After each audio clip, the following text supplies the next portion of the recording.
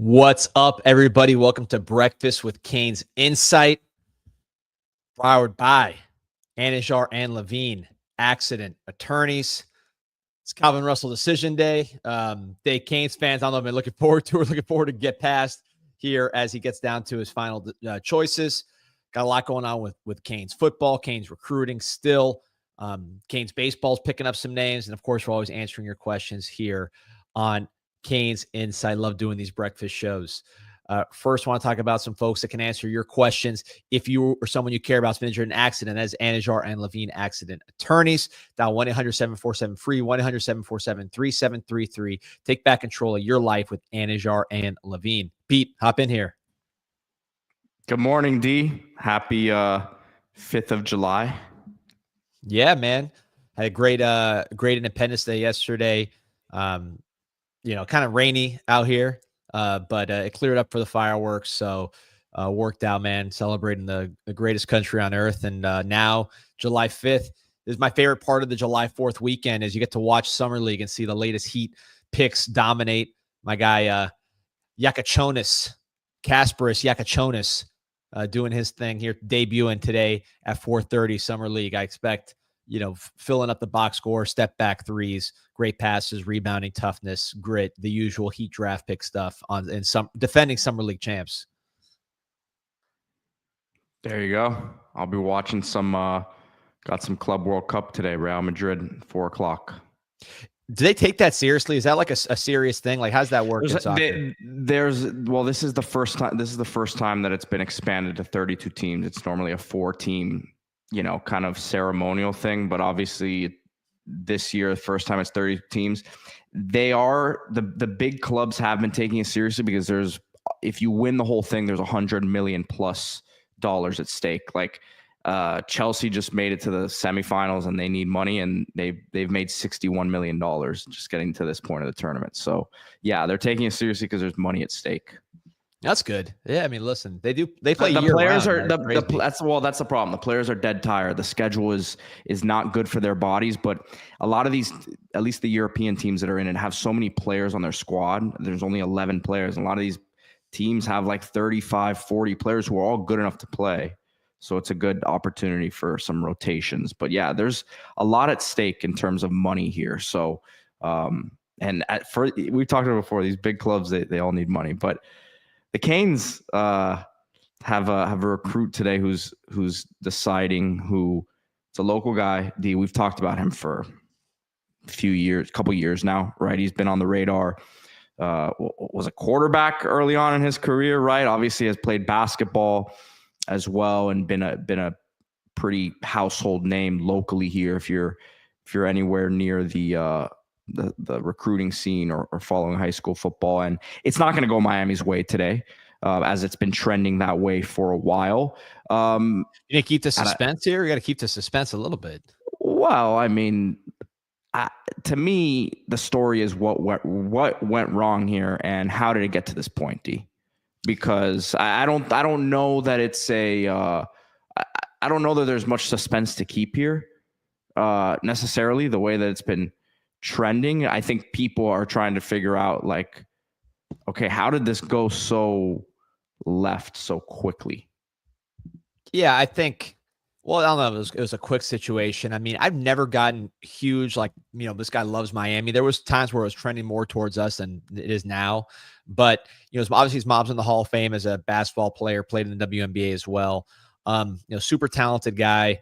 You see the upside just with the length and the speed. I heard he's a hardworking player from people around, like, in the South Florida community. But I don't know. I never sensed, number one, that he really was like super passionate about being here. His teammate Malachi Tony, his 7-on-7 teammate Malachi Tony, and close friend is here. I don't know. I never sensed that he really was too passionate about being here. I don't know what he likes better between football and baseball or basketball. We'll find that out. I will say, I think with Russell, the player, obviously someone you want to take. He's a legitimate talent. He has the ability to be a high round draft pick at receiver, and an impactful one. I've heard good things about the character, so you feel good about that. The fact that he plays multiple sports, I think, suggests that he likes to play sports and he's got good character. I think the main thing with him is he needs to commit to getting stronger and improving his routes. Because if he doesn't do that, which he can do, it's just and he's a hard worker. But again, it's the basketball stuff and everything else. I think the downside's a little lower than probably your average player, and he could be disappointing. We've seen guys locally lately. I mean, the best player in college football is a wide receiver from South Florida. So obviously there's some great ones. But then you have, Brandon Inniss, who's okay. He doesn't have a work ethic problem, but maybe less of a talent than a Russell. Jaylen Brown, stinks. He can't catch. Hakeem Williams, certainly the FSU guys have been poor. I think Russell's better than those guys, just talent-wise. I thought those guys had questions on talent even in high school. They just not natural pass catchers. Russell, I think, can catch the ball. I think with Russell, it's really just about him getting stronger and working on his routes. So there's more of a downside. I always compare him and Lopez, the two basketball players. I think Lopez has a higher floor, whereas I think Russell has a higher ceiling. I think a guy like Tristan Keys out of state has a higher, floor and ceiling than both. That's where I would be focused on. But, that's a tough battle too for a million reasons.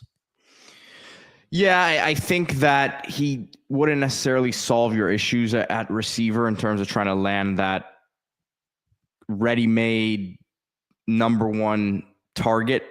But I think it's the optics of this. And we've kind of talked about this on, the Wednesday show with Mike about how it didn't look like the next couple of weeks would be very prolific for Miami in the recruiting front, but it was the optics of losing what some people think the number one defensive tackle in the country is from the same school, albeit we understand the circumstances around it. It wasn't a true South Florida kid. But again, the position of need. The mom is a Hall of Famer. Not to say these are reasons that he should have been a 100% lock to Miami, but that's why this is not going to be a good look. Yeah, question from Teddy Rose. Why don't the top receivers in South Florida coming here? We can have all the connections in the world to that wide receiver, put up the best numbers in college as far as offensive rankings, and still these dudes don't come. And I think the biggest one that we really missed on was Jeremiah Smith. I mean, obviously he's the best player in the country, but more than that, he wanted to be here. Jeremiah Smith wanted to be a Cane. He would tweet during the games about when Miami was doing bad, he'd kind of make like a fan, upset emojis when they're doing good. He was a Canes fan. But to that point, we didn't show him enough to say that he could trust his career with us compared to an Ohio State, which was putting first round receivers in the draft every year. I think if Jeremiah Smith would have come out last year where you would have seen us have the number one offense, I think we would have gotten Jeremiah Smith. And we were close the year he came out. You've all read that story. Hayes Fawcett said that Jeremiah Smith had him prepare a draft at 3 a.m. So he had the edit ready to go to Miami with him in uniform and everything on the early signing day. Miami thought he was coming. So that one's different. He wanted to come and we just didn't give him a reason. I think some of these other guys, we did get JoJo Trader, who's a pretty highly ranked South Florida recruit. We had Xavier Estrepo was a first team All-America. I think he was along with Jeremiah Smith, was the best receiver from South Florida and in the college last year. And he was obviously a Cane. They're all different. I think Brandon Inniss, Jaylen Brown, Hakeem Williams. I mean, did you want to get those guys? I don't think they would have played on this team. Brandon Inniss may have been a role player on this team, but none of those guys are really particularly good. In fact, two of them are really not good at all. Brandon Inniss is okay. So it's a combination of things. I think South Florida's down. I think the key with, the big loss obviously was Jeremiah Smith. And I think if you get a Jeremiah Smith, everybody wants to be the next Jeremiah Smith and you're getting all those guys. So what we need is somebody to show that you can go to Miami as a receiver, develop, and then get drafted in the first round, whether that's JoJo Trader, whoever it is.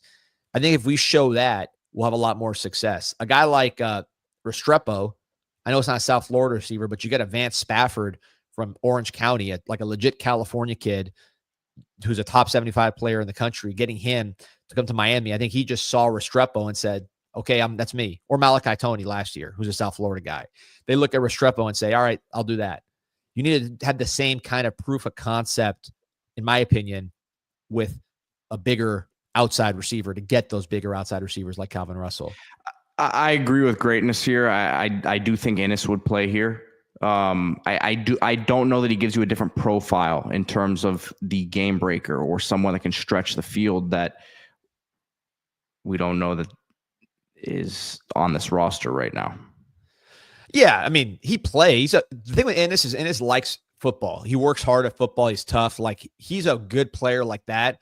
But is Ennis going to be getting you excited on this team? I don't think so. Personally, I don't think he's bad. Like, Hakeem Williams and Jaylen Brown are not good players, at least not now. Ennis is solid, but I don't think it's like, for what you would have had to pay for Ennis, it would not have matched what you would have gotten. Let's put it that way. Ennis is a top dollar recruit, and I don't think he's a top dollar player, but he's better than those other guys for sure. Some important questions here, Pete. Rico with the sauce asking, you think Calvin Russell commits to the U or elsewhere? I've been here in Michigan. I heard Syracuse from somebody connected to the recruitment, but I think people just don't know. There's a lot of mystery with this recruitment. So I think either Michigan or Syracuse. Not that that's groundbreaking, but the person I talked to with Russell says Syracuse, but I don't think he knows either. Martin Dubé saying, hate to bring up Manny, but once said that guys that have a dramatic recruitment tend to be bust at the next level. I'll be fair to Russell here. Russell hasn't decommitted or committed, right? He hasn't done like it's dramatic because recruiting's dramatic, and people like us are doing shows here on Saturday morning with 1,300 on live. Remember, like and subscribe to the show. But I don't want to get on Russell for, like, he's not committing, decommitting, putting out crazy quotes, right? I mean, am I wrong, Pete? I mean, I don't think Russell's done. Someone in the comments said that he had a lot of top 5 lists or something, which I don't really necessarily care about. I don't see the wild quotes. I don't see. I mean, you could even argue that what Jason Lopez just did was more of a circus with what the comments he made about his commitment to Florida State, right? Than anything that Russell's done here. See, my guy Tim here has a comment that, and I've heard this and I disagree with this, is, number one offense in the country and still can't land locals. Our locals hate us more than any region in the country. Wild. Our fans hate us. Like, watch us start the first 2 drives against Notre Dame with no points, and let's see what our fans say, or our defense, whatever. It gives up an opening drive. Go check on the Canes Inside message board, 7.44 million posts and counting, and read what our fans say when we start slow. And it's not because our fans are stupid or bad people. It's because we've sucked for 20 years. So our fans have built up a certain cynicism about the Canes because we've been bad for 20 years. I'm not blaming the fans for it, but I'm saying I think fans sometimes will tolerate something with themselves or with other fans. And then when these players whose career actually is on the line see it the same way, people who lived in the same communities, watch the same games, look at it that way, we are like, wow, how could you think we suck? Even though we are the first ones to say we suck when something bad happens after 20 years of being bad. So you have to look at them. Like, first of all, look at how you yourself view the team as a fan. And then also look at how you view your kids' college. When your kids are going to college, you're looking at all these factors too. I mean, Harvard is like Jeremiah Smith going to Ohio State. It's a very safe path for him there. So, I think that is, to me, what happens. My guy Mo saying, I wish we had a more loyal and committed fan base. No respect. Look, we got 1,500 on a Saturday morning. Canes Inside fan base is rolling. Again, appreciate your support, Mohammed. Like and subscribe to the show. Like I said, 1,500 on, man. Let's get this thing rolling for Calvin Russell's announcement. But I mean, I think our fan base has I think, go ahead, Pete. Not to cut you off, D, because I've been getting a lot of comments. I've been cutting you off lately, but I think that our fan base sometimes is, we obviously love the orange and green, but I think people become more in love with their opinions and they start rooting for their opinions on certain players and certain situations. So if a guy that for whatever reason they aren't a big fan of them as a player or a recruit, they think someone else behind them is better. One bad game, one bad play, boom, that player's done in that fan's mind, and that's just, it's just locked in. And instead of supporting, listen, I say this all the time, the coaches are in practice every day. The coaches' jobs are on the line. Everyone's money's at stake here. They aren't going to play one guy over another if, like, they aren't showing that they deserve that, or there isn't the trust there. So these guys the coaches are in practice every day. They see what's going on. Yes, there are surprises that happen. Guys get better and improve throughout the year. But I think when it comes to what happens on the field, a lot of that stuff it's kind of decided in these weeks and the weeks, the game prep week. So I think people fall in love with their opinions. That's all. No, I hear you on that, Pete. That's a good point. And 863 is asking, when's the commitment? I've seen that in a few comments. I believe it's around 9 p.m. There's no like specific time, but they're saying around 9 p.m. Good question from 904. He's saying, so JoJo Trader over Innis. So if I'm breaking all these guys down, Pete, tell me if you disagree. Innis to me is a very high floor player. His body is already college ready. He's strong. He's not going to gain much more weight. His routes are good. Like he's pretty much ready to rock and roll. Whereas JoJo, like Calvin Russell, who we're talking about, I think needs to just get stronger, more sturdy. If JoJo and Calvin Russell can get that sturdiness, that durability, that strong college-ready frame, I would think they're just more athletic, more talented than a Innis. But I think Innis right now is probably more ready to play than those guys. So at least we'll see on JoJo. But, Innis is just more physically ready to go. So we'll see where that goes. Kevin Dennis, man, appreciate you always supporting. There was a GM hire from South Carolina that we battled UNC for. I'm supposed to play a big part in recruiting. I haven't heard a word about him. What impact has he made? Yeah, Taylor Edwards, good guy. He's around the program, evaluating, kind of assisting. I know, one example is I know with Carson Beck, when that process was going on, and this is just one example. It's not like, he's doing a lot. He's there every day. Taylor Edwards from South Carolina just helping with the evals. I know when Carson Beck kind of came into the picture, Edwards had a lot of intel on him being from the SEC and gave very good, or good recommendation on Beck. There's obviously a lot of people involved in that process, but that's one example that I just heard about recently that he had a big impact on that. But he's involved in a lot, man. He's in the recruiting department evaluating. He's there every day. I saw him every day at spring practice. I saw him every visit. He's around. So that's Taylor Edwards. Hello, man. Appreciate your support. Go ahead and ask a question if you want to. We'll throw that up there. Robert Buckner saying, how do you recruit a receiver when Miami's best receiver in history goes undrafted? Look, kind of a unique situation with Restrepo. We've seen college players that are better in college than the pros, and he might even be good in the pros. We don't know that yet, but I think, that's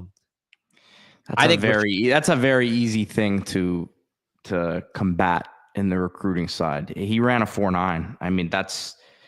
That's not anything about, if I'm Miami, I flip that into a guy who ran a 4.8, 4.9 is our all-time leading receiver in this offense, in this system. Which I think they have. So Malachi Toney last year, he ended up being like a low 4-star, 3-star player. Malachi Toney, I'm pretty sure, is the best slot receiver in the country in his class. I'd be shocked if he's not. I don't care what the rankings say. I guess Decoria Moore, if you count him as a slot's pretty special. But Malachi Toney is going to be a star player. And then Vance Spafford, I think, is the highest rated slot in this class. He's a top 75 player, runs a 4.3. So I think those guys, like Restrepo, paved the way for those guys. Now we got to get the outside guys because we're doing better recruiting slots than the outside guys. Muhammad Hussein, appreciate your support again. How about we show up to games consistently? I'm with you on that. I'm there every day. I think it's hard. Not hard. I don't think our students are that football oriented on top of being kind of separated from the school. Some of them are. A lot of them aren't. I think it's more of a South Florida team than like a University of Miami team. You don't have that built-in 40,000 that you get in these college towns, which really gives you a boost because it's just different, man. It's a smaller school.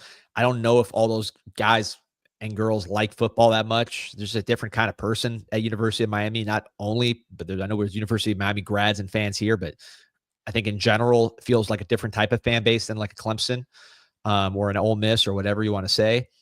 And, it is far for them, I guess. I think the big reason why we just can't fill it up consistently is we just don't have the base of students for a million reasons.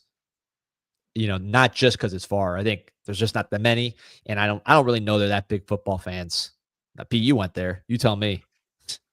Yeah, I don't think they care. I think the people who do care though really, really, really, really care, and I think obviously there's a lot of successful alumni base in Miami, and who come from Miami. So I think in today's age, I think it's going to be something that helps, because there's a lot of people that do want to give back and be a part of what's going on in NIL and all that. But yeah, unless you're winning, it's a bandwagon school. It's a bandwagon city. It's a lot of students now, at least because TikTok wasn't a thing when I was in school, but a lot of students are there because they fall in love with the allure of the TikTok scene at Miami now. So I don't know that they're coming down here because of the football team. Now, well, look, you called it, Pete. I mean, if outside receivers, we don't have the career path. And Mel commenting on it on the chat, but influencers, we got the career path all day, man. You're talking about, we got what's her name, Alex Earl, Cavenders. Now we got Kai Trump. She's got a pretty good following. I mean, our influencer game is pretty elite. I don't know about our outside receiver pipeline, but I think if you're the next influencer, we could probably recruit influencers from everywhere in the country. How about that? You just brought up this comment here for Mr. Matt, from Mr. Matskell's, saying that, and it ties into the comment about local receivers, right? Obviously, it's a different era, but you go back to when Miami was losing the Amari Coopers and Jerry Judys to Alabama. You can kind of go back to that time and say, well, did they make the wrong decision? Should they have gone to Miami, taking ourselves out of the shoes? Could they have come to Miami being great players? Of course. Would it have turned out the same for them? I don't know that it would have, considering what the situation was at Miami during that time and what it was at Alabama. So time will tell on a lot of these decisions, but you've got to set that standard back to what it needs to be, and it's going to take a leap of faith from someone, or real development from one of these guys on the roster now, which it could happen with a guy like JoJo, with a guy like Malachi Toney, but yeah, you need something like that to happen. We're up over 2,000 here, D, by the way. I know, man. Like and subscribe. Calvin Russell, man, the guy draws eyeballs. Exclusive, asking, is it true he's only down to Michigan, Syracuse? Those are names I've heard, but this has been a weird one. I know LSU was trending around the time when he visited us, at least according to people I talked to. And then kind of we thought that. And then 247, I thought, also was saying the same thing. Now I'm hearing Syracuse more from the people I'm around, but that doesn't mean it's going to happen. I know Michigan's in there. Canes for life. Appreciate your support, man. Just my opinion. Keys is the wideout. Miami's going to do whatever it takes to flip. That happens, all is forgotten. Canes for life. I agree with you. I think that's the guy. And I think Calvin Russell could be really, really good.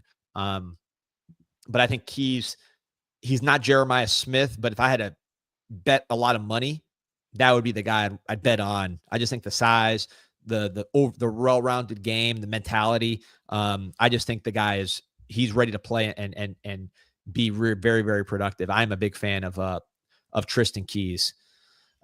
Rico saying, people got to remember this new college football era, transfer portal, just relax. That's a great point, Rico. And here's what I'll say too, Pete, is one of the things that's hard to know, because you need kind of like a couple cycles to figure out what's what. And it's always a moving target with the rule changes and stuff like that. But if you're looking at what is in the portal and what's not in the portal, it's going to be defensive linemen for sure are going to be more so in the portal, or sorry, in high school recruiting. Quarterback, I think we've shown you can get from the portal at a pretty high level. Receivers, kind of both, right? Because you see Ryan Williams, Jeremiah Smith, Ohio State's guys, but then you also see Jamison Williams was a portal guy that went top 10, I believe. This past year, Matthew Golden was a portal guy who got drafted first round. I believe that Eric Singleton, in my opinion, will probably be the best receiver coming up this year. Maybe there's other guys, but I think Eric Singleton, I'd be surprised if he's not the best receiver in the draft when it's all said and done. Maybe I'm missing somebody, but that would be someone to watch. Mo Hassan, appreciate your support again. Says our fans need to care to get elite players. Hey, listen, Pete, good transition for a spot here, because if you want to get elite players, man, there really is only one thing. I mean, going to the stadium helps, no question about it.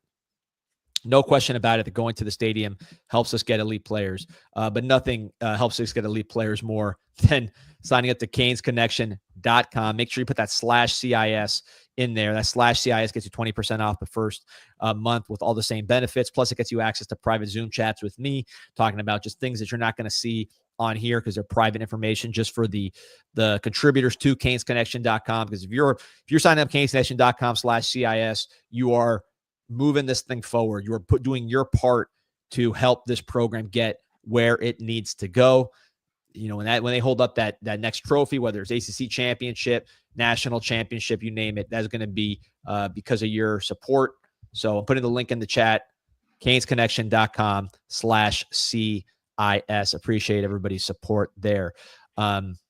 Great question from KW Dredd. And again, appreciate you, man. So your support, truly, truly appreciate you letting us do what we do. He said, wish our fans trusted Mario more. He said he couldn't go to the grave with UM in shambles. He then held his very first practice the same day of his mom's funeral.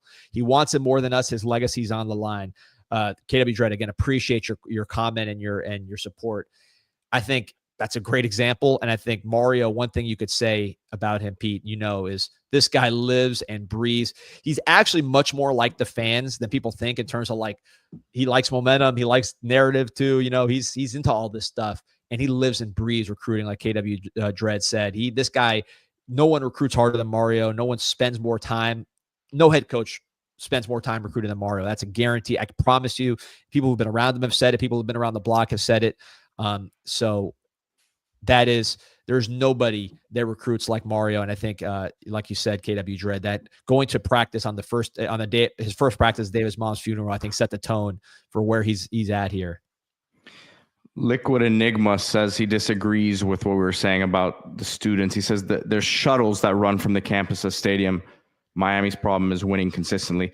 That winning is definitely an issue, but man, it's 12,000 undergrad students. More than half of them don't care about football.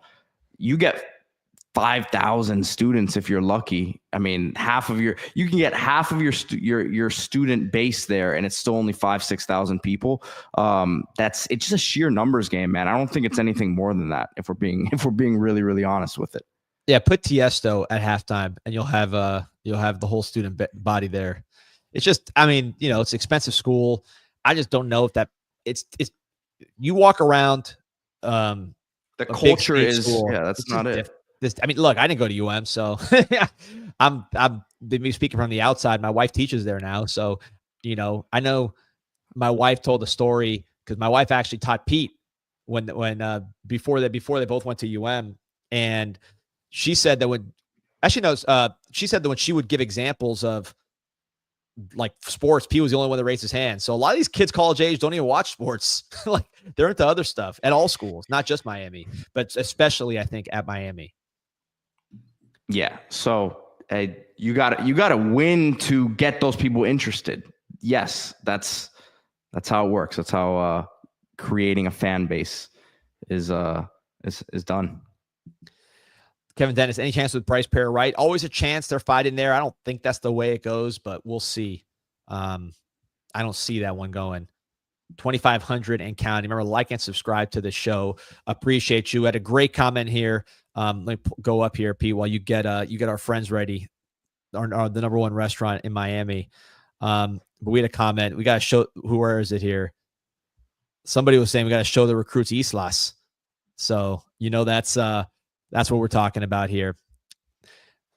40 plus years serving the Miami community, the number one Cuban restaurant on the planet, Islas Canarias Cuban Express. They've won every award there is to win, including the New Times Best Cuban Restaurant. They're filled with Canes fans. I'll tell you, go to Tamiami, you'll find some true blue Canes fans. I promise you that in this area. But then also now conveniently located in the Dayland Mall Dining Pavilion, the full menu. They got all kinds of stuff going on at Islas Canarias. 7 different types of croquetas. You don't have to be Cuban. If you're Cuban, you'll know it's legit. If you're not Cuban, come in and enjoy the finest Cuban food on the planet. Best ingredients, best tradition, best service. Make some friends at the number one Cuban restaurant in America, on the planet. They don't make it like this in Cuba because they don't got the ingredients, and that is Islas Canarias Cuban Express. All right, I got another comment here from our guy KW Dredd here. Let me see where we at. Oh, sorry, FTW saying I'm over South Florida kids for now. I wouldn't say I'm over South Florida kids. I mean, Cam Kitchen's jerseys in the rafters. Xavier Estrepo's jerseys in the rafters. You look at our team this year, you got Jordan Lyle, Mark Fletcher in the backfield. You have JoJo Trader, Malachi Tony at wide receiver. You have Ruben Bain, projected top 10 pick at defensive end. You have Armando Blunt, 5-star on the defensive line. Xavier Lucas. Ahmad Moten. Yeah, Xavier Lucas and OJ Frederic and Damari Brown. So, I mean, you've got Wesley Basaint that's starting at linebacker. So you got a lot of South Florida kids. So I'm not over them for now. We need those guys to get where we need to go. Alan Gomez, man, appreciate you, man. Appreciate all your support. Appreciate all you do for the community. And I gotta see you at Grapeland this next season. Baseball dad lifestyle. Appreciate your support. Florida Claimers Ted saying, wish we'd go back to the Orange Bowl. That place was special. Hard Rock just doesn't have the same magic atmosphere. I don't know, Pete. You grew up more probably in the Rock than in the Orange Bowl just because you're age. No, that's you say that, but I was there for the 01 season. I was there for I was there for 02, 03 with the Gator game. So I saw some moments there. I was going to games there for 7 years, and I have vivid memories of those games. It's not the same, obviously, but the thing about Hard Rock that people need to take a step back and understand is that it's such a world-class facility.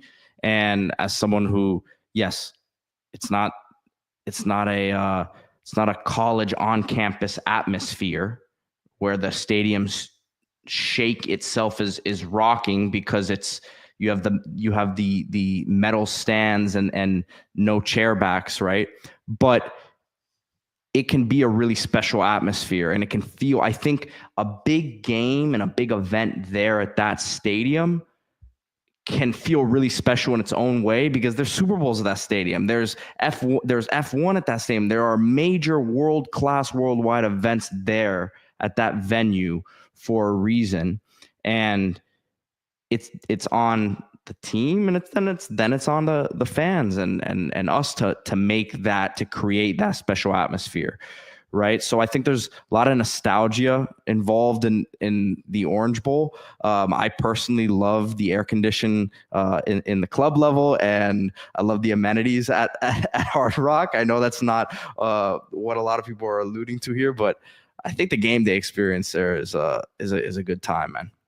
Listen, when it's loud, when it's packed, it's as loud as anything. It's just got to be packed. So that's my kind of take on the Rock. When it's packed, it's as good as there is in college football. You saw the Notre Dame game. You've seen those games. Virginia Tech. Everyone will tell you when it's loud, when it's packed, it's as good as anything. By the way, if you want to be talking Canes, nowhere to go besides CanesInsight.com. We got 7.4. I mean, it might be out of date. It might be 7.5 million at this point.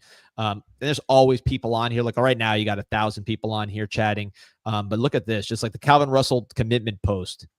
This is not even an old story, really. This is when he said his commitment date. 42,000 views, 332 posts, 17 pages of people talking about Calvin Russell. Pete, when he brought back the work, 16,000 views, 133 replies, 7 pages. I mean, this is the biggest Canes community on the planet, bar none. They're talking Canes 24/7. You can make a post at 5 a.m., 3 a.m., and you will get comments back. There you go, 7.48 million, almost a 7.5 million posts and counting. 18,800 members, 159,000 threads, almost 160,000 threads. Today alone, 640 new posts. So, I mean, if you are a Canes fan, if you're on Twitter, if you're on YouTube, if you're anywhere, Facebook, and you have not discovered or dove into CanesInsight.com, you're missing out on the #1 Canes community on the planet. We got almost 33,000 on here, man. It's this thing is packed. Wow. Crazy numbers, man. I guess 247 has Russell at noon. I'm hearing, I saw it was 9. Who knows? Set your notifications on to Hayes Fawcett or Canes Insight. That's what we do here. Tippett Brian saying, most kids had never seen the U great, especially receivers. The U needs to give student a price break if they had 10 games. Let's start promoting the U outside of Miami and the state of Florida, like Jerry for Dallas. If you can branch out of state with schools like in the state of Tennessee, you will grow following from early on. You know, it's interesting, and I'm sure if I opened it up to the chat and asked where they're from, you guys will see. I know because I'm behind the curtain. Pete, you know this as well. not only do we have fans across the United States, we have fans across the world. University of Miami, very similar to Notre Dame in a national fan base. It's not like Ole Miss is a regional team. You don't find fans in Chicago. Like, you don't go to Chicago in the city and someone's like, yeah, my uncle grew up an Ole Miss fan. That just, unless they're from Mississippi, right? That's just, you don't see that. Whereas I know that if you go to Chicago, Charlotte, Washington, D.C., New York City, Trey Bowman says, I'm from Cincinnati. You're going to, Connecticut here. You are going to see Canes fans everywhere. It's very much like Notre Dame. I always like to say, if Notre Dame represented one part of the culture in the 80s, Miami was the other. So if you like the Miami side better, and you like college football, you're more likely to Miami fan, and then maybe your uncle or your dad or your brother got you into the Canes, or your mom or whoever. So that is kind of the way a lot of Miami fans came up, which is different than I think a lot of other programs, which are much more regional than other places. So that's really, I think, the difference between Miami and other programs, except for Notre Dame. Notre Dame is similar to Miami, just a different lane than Miami, but the same kind of national reach. Mo, man, appreciate your support today and always. Top performers in any genre want a big audience. That's the main reason why these elite players all want to play in those conferences, in my opinion. It's true, but look, Miami is a big stage. There was no bigger star this year than Cam Ward. He was the first overall pick in the draft. They're doing it selling in video games. They're doing it at NFL games. They're doing it everywhere.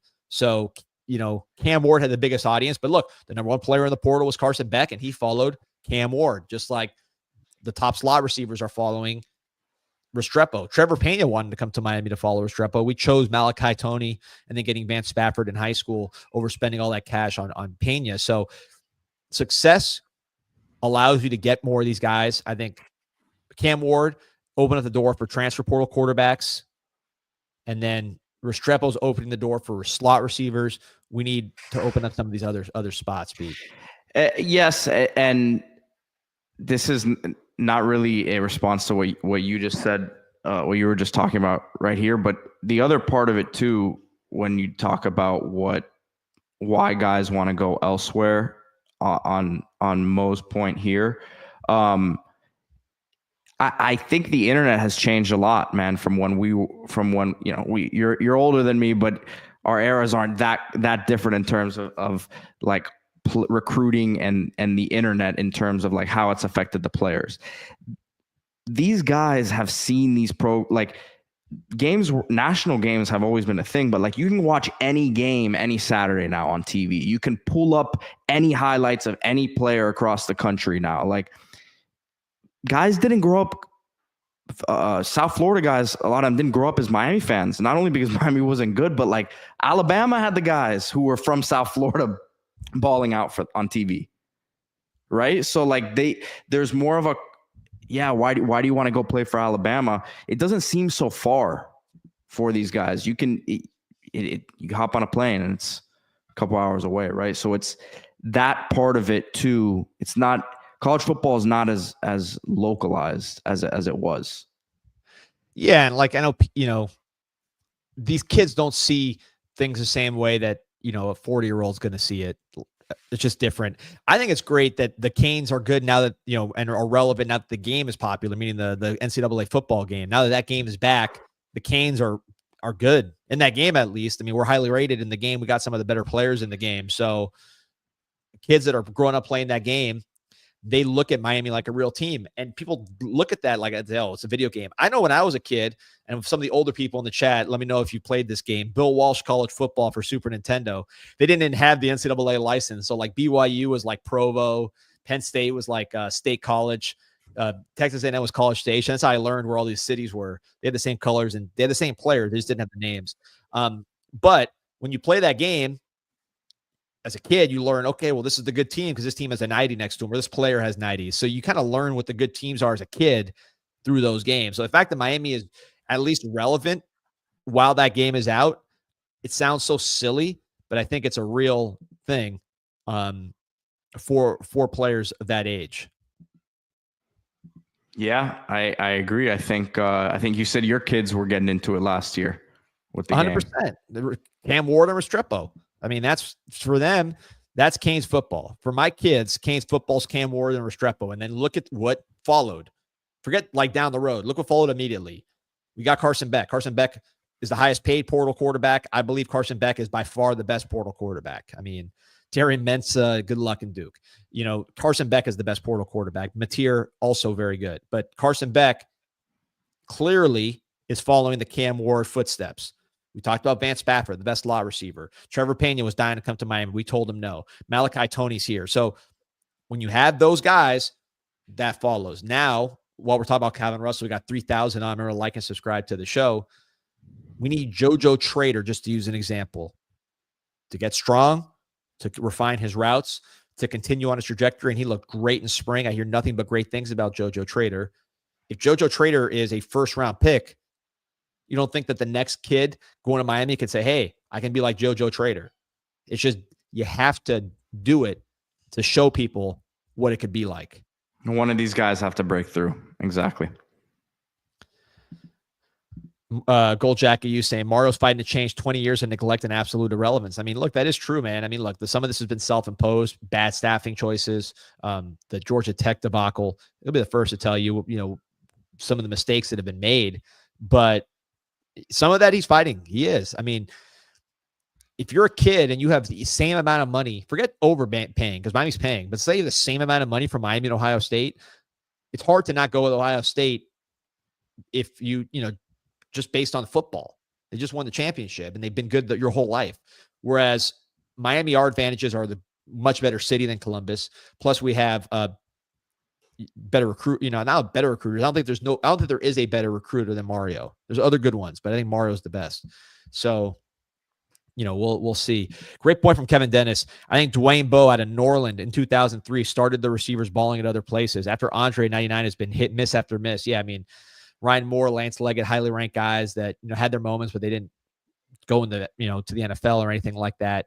Dwayne Bowe was a big one out of, I remember that one. P, you were still a youngster at that time. Money Bowe, man. He started James Coley's coaching career off. I think Coley got the job at LSU after that recruitment. Yes, sir. El Rico saying, just join the live. How are we looking at Calvin Russell's commit? I don't think we're going to get Calvin Russell. I think what I heard was Syracuse. Others have heard Michigan. I don't think anyone really knows. It's an interesting one. And then it could be something that flips down the road. Who knows? But Michigan would be a weird choice to me. They don't throw the ball at all. I know they have Bryce Underwood, so I guess that's the appeal. But it's not like Michigan's ever, in my life, thrown the ball very well. They had Tom Brady, and they didn't throw the ball that well. Good point. I mean, Michigan's a great program. I'm not knocking Michigan at all. Obviously, they develop as good as anybody in the country. But receiver-wise, I don't say Miami's been great because Miami hasn't either, but Michigan wouldn't be my choice to develop as a wide receiver. So that's a little unusual. Nick West, Dwayne Bowe was Andre Johnson's half brother, wasn't he? I never heard that. He looked like him in terms of in pads. He was big, but I haven't heard that one. So if that's true, let me know. That would be news to me.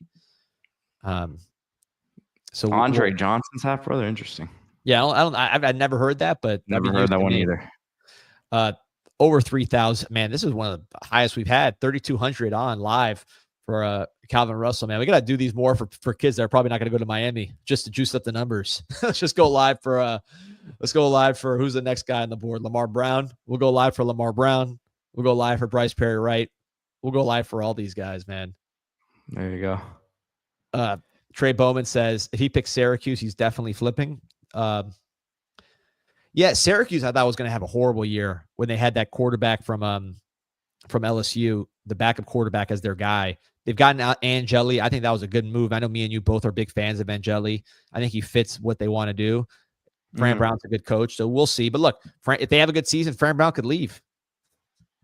You know, if they have a bad season, and they usually do have bad seasons in Syracuse.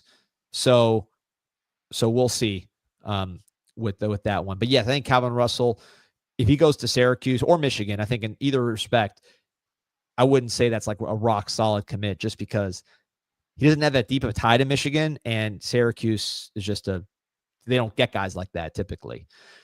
Mo saying if Mario had a sold out stadium every week, my God. Here, you know what? On this point, because we talked about attendance a lot, so I went back and looked. So 2022, Mario's first year, right? Let's say you're a Miami fan. Opening game, Bethune, whatever. Then you Southern Miss, you play okay, 30-7. Your next home game, Middle Tennessee State. That's probably going to sour you on being a Canes fan for a while. North Carolina, you lose again to Drake May. Another home game against Duke, 21-45 loss. That was a terrible one. I remember that. Then again, another home game, homecoming against Florida State. You lose 45-3. Then against Pittsburgh, last day of the year, senior day, you lose 42-16. That was Mario's first year. I mean, that was a horrible home. That was probably the worst home season I can remember. So that's turning off a lot of fans right there. Next year, you're a little better. You have a great win against Miami, Ohio, which was a decent MAC team that year. The Texas A&M one was great. Bethune, whatever. Then Georgia Tech at home with all the momentum in the world is the kneel down situation. You have a great win against Clemson, Virginia Tech, lose to Louisville. So you're getting a little better here in 23 at home, but you still, a lot of those fans that went to that night game saw that ridiculous kneel down situation. So those guys are getting turned off. Now, 24, Cam Ward, Restrepo, the best show in town by far, with all due respect to the Panthers. There was no better show than Miami's offense. Florida A&M, you score 56. Ball State, you score 62. Virginia Tech, great win. Cam Ward putting on a show. Florida State, you beat the brakes off them. Duke, 53 points, beat them, beat Manny, embarrass him really in that second half. Wake Forest, destruction. So undefeated at home last year. So I think what you see from last year, the entertainment value and winning every game at home, I think you'll see better home attendance this year. Plus you have 8 home games, including some really good ones. Florida, Notre Dame to start off, you have 8 home games. So I think this year, assuming you don't just go out and lay an egg against Notre Dame or something weird happens, if you are a similar team to last year at least, I think you will see a really fun home atmosphere just because of the volume of home games, the quality of home games, and the fact that whoever bought a ticket last year to a home game left happy because we won every game and we put on a show every game. Brandon asking for a Canes Insight tailgate. A lot of people have been asking for that. Yeah, we're working on some things. We got to figure a couple things out, but I hear you. We hear you. We're working on some stuff. Gold Jacket saying, forget selling out all the games. Never going to happen. Yeah, I know when we were really rolling 2001 in the 90s, early 90s and the 80s. I don't think we sold out the Orange Bowl every time either. So that is never going to happen, but that doesn't mean it can't be loud. We set a home winning record in the Orange Bowl, right? For consecutive home wins. So that could happen. Having the best, you don't have to have a sellout every game, but you could have the best home field advantage in sports if the team is good, because we did it already. We were by far the best home field advantage in college football for basically a decade. We didn't lose. So that's pretty good. Yeah. Boyo saying, Moin, Canes fam. I appreciate you, man, out there. Like I said, we're worldwide out here. Canes Insight, Canes football. It's a worldwide fan base. Over 3,500 on now, man. Like and subscribe to the show. But yeah, man, fired up. Amon Richards, there we go, our guy. That Russell Surprise commit's going to hit like crack. Just kidding. We talked, I'm not just saying this because he's in the comments, but that whole conversation we just had about South Florida wide receivers, Amon was on track to change all that because he was going to go first round. So, obviously, life happened and he's on to great things, but man, from just a football. I sat in that man's living room trying to get him, man. But man, just from a football standpoint, if that would have happened different from a health deal, you're talking about he's first round and everybody wants to be the next Amon. So that was, we hadn't talked about that, but that was from that could have gone a whole different way. But we need a guy like Amon to really set the tone. Hopefully that's JoJo Trader. I remember I was actually standing right next to Amon watching practice in the spring, watching JoJo Trader. And I know Amon's a big fan of what he does, the smoothness and the ease of what he does, moving around and catching the ball. So hopefully, we'll JoJo can't be that, but that caught my attention when a guy like Amon's watching JoJo and saying, "Hey, this is the guy right here." Says P was really working. There you go, man. We got to do a tailgate with Amon. That's what we got to do. Absolutely, man. Shout out to College Hunks moving junk. His company he works with, they're killing it. I know he's a big part of what they do. They say, yeah, JJ would have changed the narrative. That first round guy would have helped. We need that from JoJo Trader. I think Josh Moore's another one that could do it from a physical standpoint. He needs to get more consistent. He's just a freshman. It's rare that you have freshmen like Amon to make an early impact. But I will say, if any freshman makes an early impact similar to Amon, I don't want to say he's going to break the record, but Malachi Tony, to me, because of what's in between his ears, not that these other guys don't have it, but Tony's like that next level of just one. He's like an Ohtani in baseball. He's just a football robot. He understands the game. He's very smart to begin with, but then he also just does everything in his power to get ready to play football, whether it's taking care of his body, not getting caught up in distractions, studying the game, extra, beyond extra, working the game, and then just getting on the field and making it happen with confidence. So I think Malachi Tony is the guy. I don't know if he's the first round pick necessarily just body wise that some of these other guys might be, but in terms of making an instant impact and young players saying, I want to be like this guy, I could see Malachi Tony. We talk about JoJo for a good reason, but I think Malachi Tony too, this year could be that guy where you're saying, that's who I want to be. Yeah. Yeah. And he's got the personality. He's got the, you saw that. Did you see the video of that kid the other day in the park? I don't know if I'm able to find it right now. There was a kid in the park who I guess Malachi had dapped him up, and he's going around saying, Malachi Tony, touch my hand. I got to find it. I got to find that video. I may not be able to find it right now this second, but they call him Baby Jesus, man. When you have that nickname, you have a lot of respect in the community. That's for sure. Yeah, I don't know if I'll be able to find it right this second, but I'll find it for next show. So I'll have to bring that back up. I know a lot of people haven't seen it.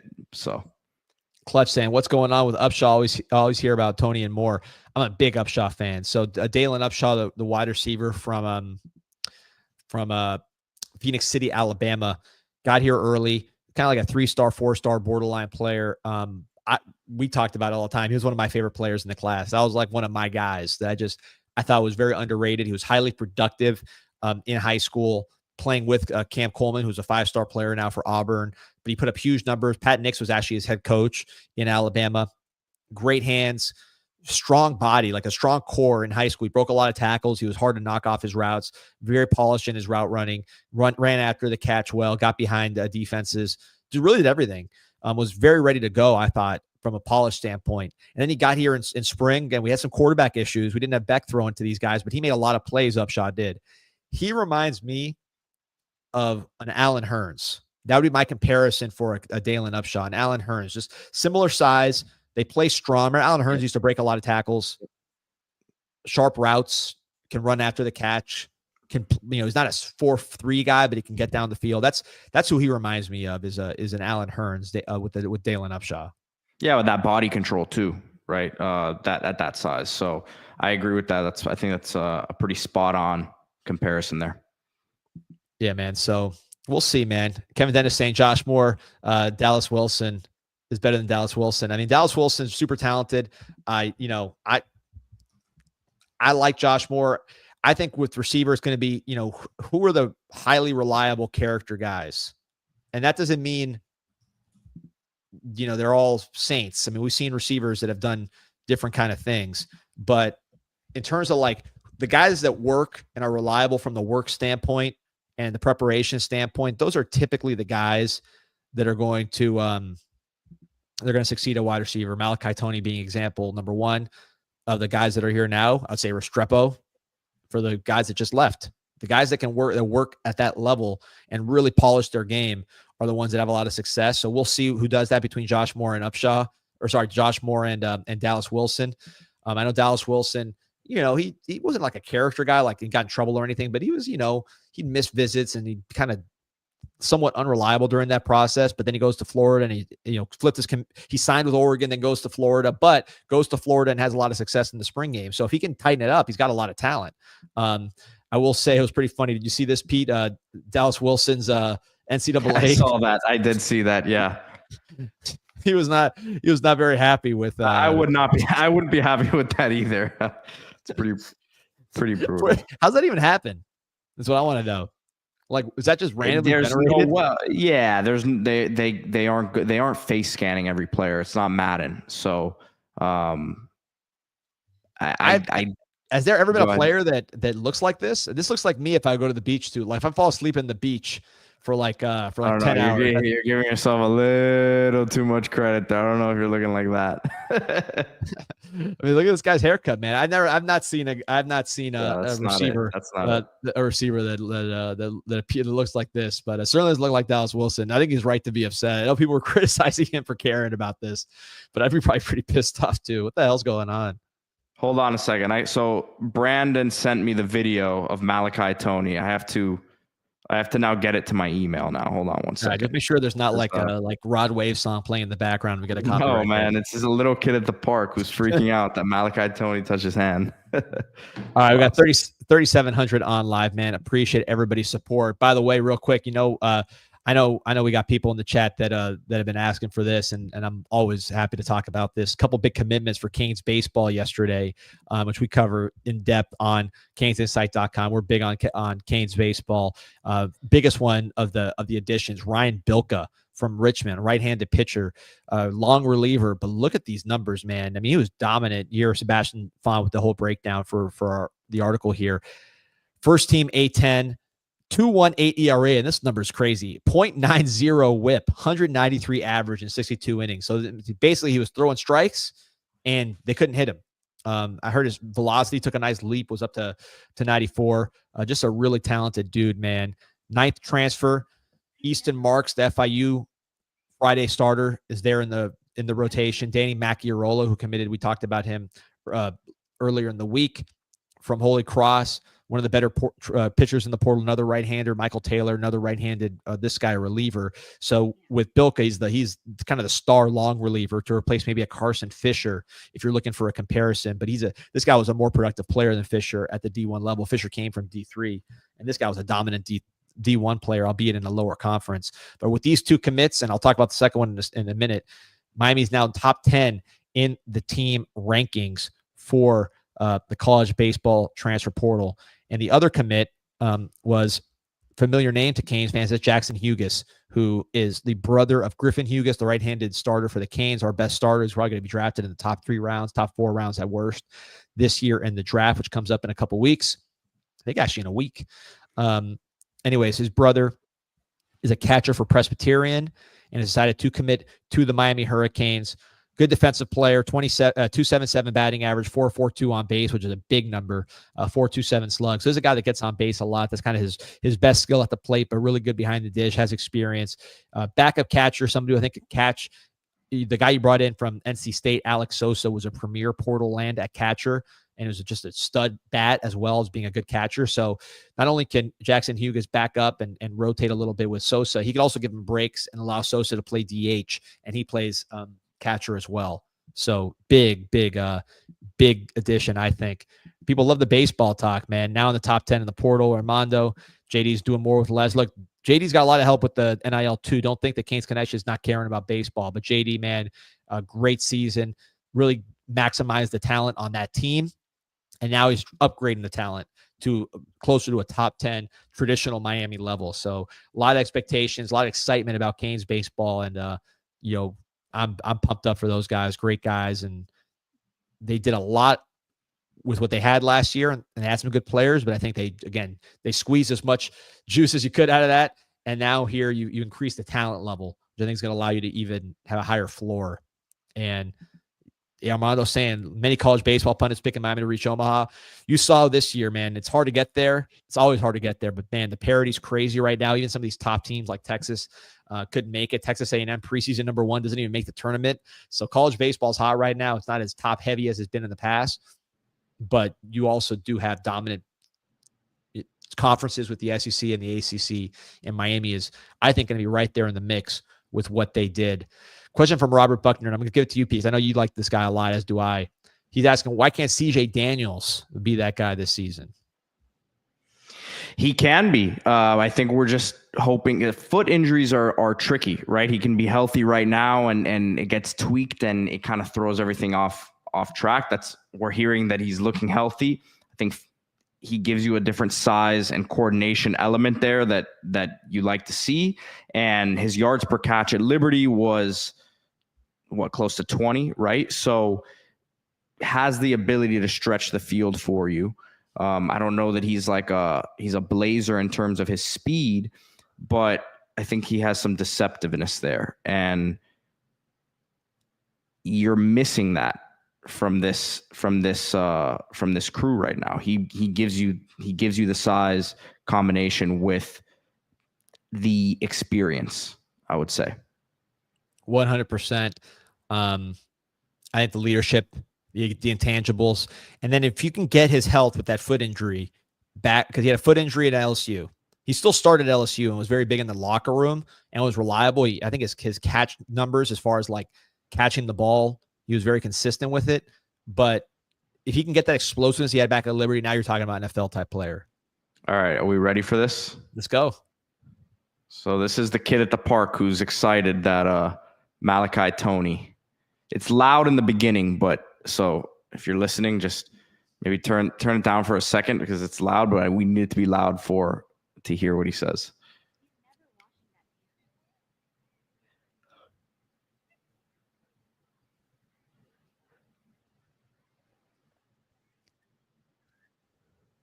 Do you hear it? I didn't hear it. You didn't hear anything there? I saw it, man. It was either his kid was beaming. Yeah, he said Malachi Toney. I don't know why the sound didn't come on. Let me try to hold on a second. Let me try to bring it back up here again. Yeah, he was. This is what we need, man. We need more of this. This is awesome to see. We need those local legends, and I think people, again, I understand focusing on the South Florida guys that left, but look at this team: Fletcher, Lyle, Trader, Tony, Bain, Blunt, Besainth, Moten, Lucas, Frederic, Damari Brown, all guys that are going to play a lot for us, all local guys. So that's a lot of names that I just gave you that are going to play a big role locally and that we need to come through for the Canes this season. So yeah, I can't get the audio to work the way that I have the video. I'll have to bring it up tomorrow or something. Maybe we'll put it on social. Kyle's asking, how many carries does Keelan Marion get this season? Dawson should get really creative with him. I think Marion, who's, by the way, one of the few All-Americas on this team, returning All-America at kick returner. I believe he's on pretty much all the preseason lists as a kick returner coming from BYU. I think you hand him the ball. You saw that at BYU. He's got that strong running back build. He's fast. Obviously, kick returner is where he excels. End arounds, I would use him a lot. I mean, not like you have other weapons, but I think that's something he can do well. He reminds me a little bit of Arian Smith, who Beck had at Georgia. Maybe not the most natural receiver, but a guy with a lot of explosiveness that can be effective if you use him the right way. He's not going to necessarily, maybe he will, but I don't know if you plan on him being your number one guy, go-to guy that you look for every time. But I think he's someone that can be very effective if you use him the right way. So we'll see. But I know the first thing he did when he got here from BYU was head to the Miami Hurricane team store, MiamiHTS.com. If you're not local, if you're local, right across the street from the University of Miami, this is Harry Rothwell. This is Jeremy. This is the all Canes, all sports crew, just across the street and official with the University of Miami. Use promo code INSIGHT20. You get 20% off your first item. All the hats, all the summer gear, all the Adidas stuff. You got the shorts, the classic Sean Taylor, Ed Reed championship jerseys right there at the Miami Hurricane team store. If you're there in person, just say Canes Insight. They'll hit the button. We got our own button on the cashier's little computer there. So say Canes Insight or Insight 20, you get 20% off your first item live, but you don't have to be live. MiamiHTS.com. Order there. Use promo code Insight 20. You get 20% off your first item. So I'm trying to pull this tweet up that was sent to us this morning. Let me see if we can get it. Oh, 4,000 on, man. Calvin Russell, this guy does numbers. I hope we get him not just for the receiver. I just want him for the podcasting purposes. So this is a response to our show right now. Let's see what's going on. Leonard Washington says, every year you guys sit here on this podcast telling us this kid is a stud difference maker. Have you guys been right on a wide receiver yet? Miami needs help at the wide receiver evaluation. Well, listen, so we are doing a bad job evaluating the position for the coaches, D. Yeah, I know. Seriously, we got to step up. I will say that when he was a 3-star recruit, number 80, I believe an 86 rating overall on CanesInsight.com, fresh off of camp. I believe we told you that Xavier Restrepo was the real deal back when he was a high school recruit. Then when he was at Miami and everybody was saying that TVD was only throwing because he was his roommate and he was holding back Romello Brinson and whoever else, I said, nope, they're throwing him. He's the best player we have, and they should keep throwing to him. Of course, now his jersey is in the rafters. So I'd say we got that one right. Jalen Brown, Hakeem Williams, those guys, we were not particularly high on them. We saw them in high school. We said they had bad hands. Been wrong on plenty. I'm trying to think of one that we were real wrong on recently. Innis I thought would be better than he is. I thought he'd be more like a Cooper Kupp, but he's less athletically limited than he is. But, yeah, we're not batting 100, but we're not the ones making the wide receiver evaluations. So I don't know what to say. Calvin Russell, he'd be a great Cane.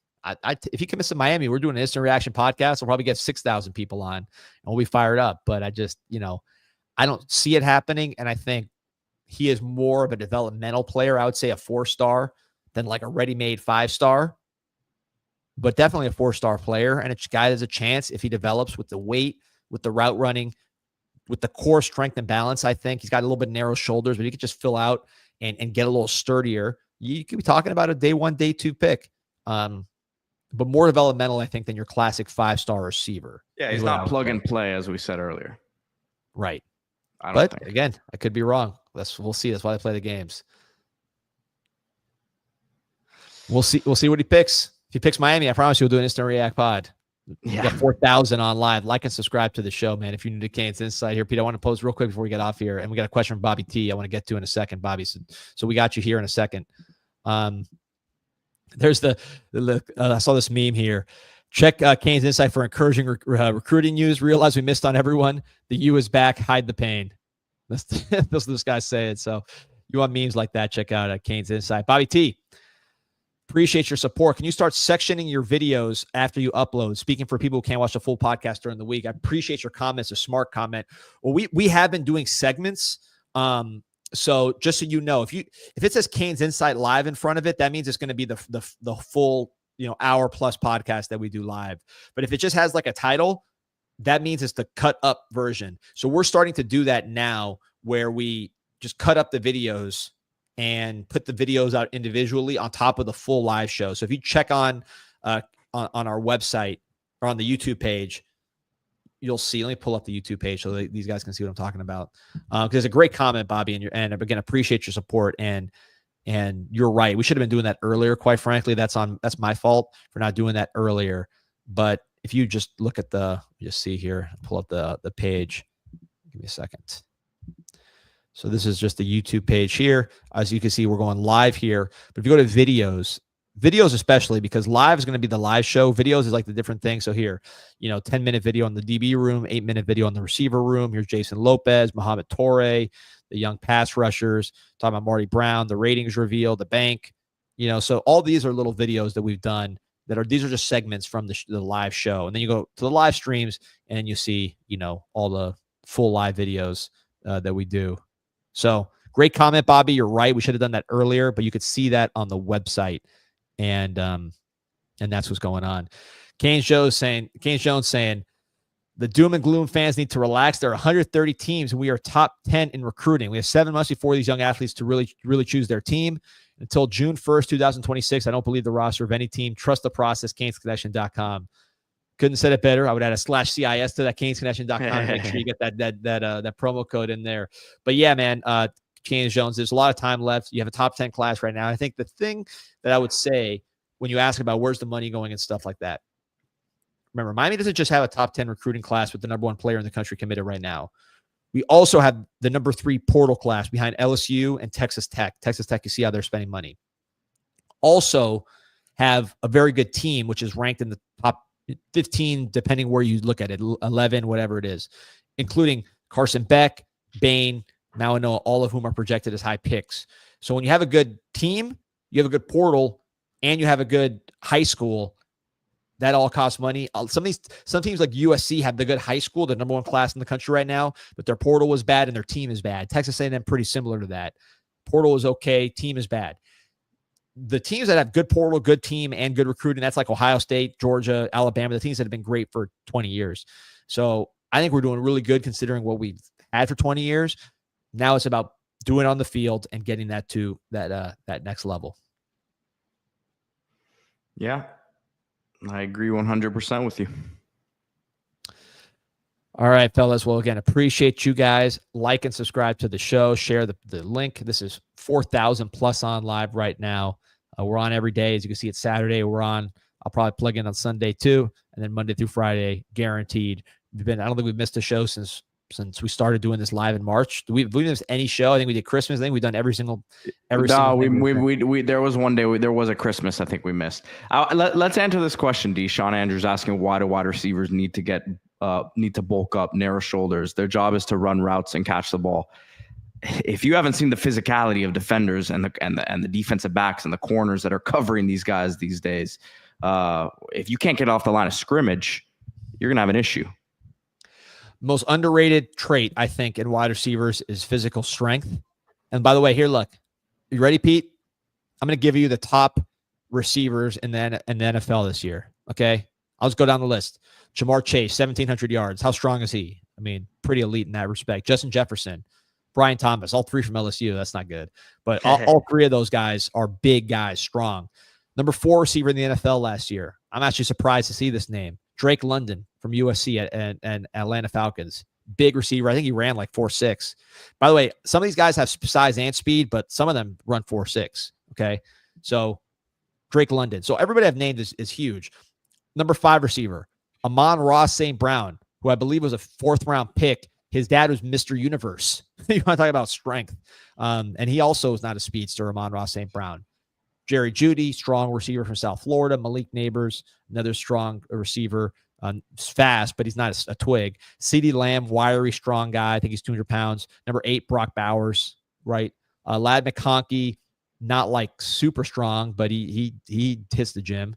Trey McBride, a tight end. Jackson Smith and the Jigba, who I think ran like 4.6 also, but is quick. George Kittle, tight end. We know he has got strength. Garrett Wilson, wiry, strong. Terry McLaurin, maybe he's on the skinnier side, but not that skinny. Cortland Sutton, big receiver. A.J. Brown, big receiver. Devontae Brown, big receiver. Zay Flowers, physical two-way player from South Florida, who I wanted when he was in high school. Talk about those wide receiver evaluations. I believe I was posting about Zay Flowers when he was a junior in high school, saying the Canes should go after him, but I digress. Jacoby Myers. So that's the top 20 receivers. Nico Collins in there, Mike Evans too, DK Metcalf, Puka Nacua. You got to be strong. I know it's NFL, but you want to look at the model of what the top is, and I think it's about, you have to have route running, obviously. You have to have speed. You have to have hands. You don't have to have 4.4 speed, as we saw from that list. A lot of 4.6 guys on that list. But you got to be able to separate, and part of it, I think, is your strength, your core strength, and your ability to stay on your routes and to make contested catches. I think that's an underrated thing we talked about with wide receivers, but then you get a KJ Osborne, you get an Xavier Restrepo, you get an Allen Hurns, you get guys like that, and you see the value of strength. Yeah, and look, Russell can, because the comment that you made was in regards to Russell. He's got the ability to put that weight on, I think. He's a basketball player too, so that's the other part of it. Yeah. So look, I want Calvin Russell. Calvin Russell goes to Miami, I'm happy. So I'm not trying to diminish him in that way. I'm just saying more developmental guy, but listen, a lot of them are developmental guys. So got to get it going. All right. Appreciate everyone who was on live with us today. Man, great numbers. We got to get Calvin Russell to have more decision days. Yeah, seriously, man. Had Amon Richards on, man, the legend. So that's a lot of people. The comments were on fire today. Great job by everybody in there. For sure. Appreciate everyone who was on. Remember to hit that like button, subscribe to the channel. Go Canes. Go Canes.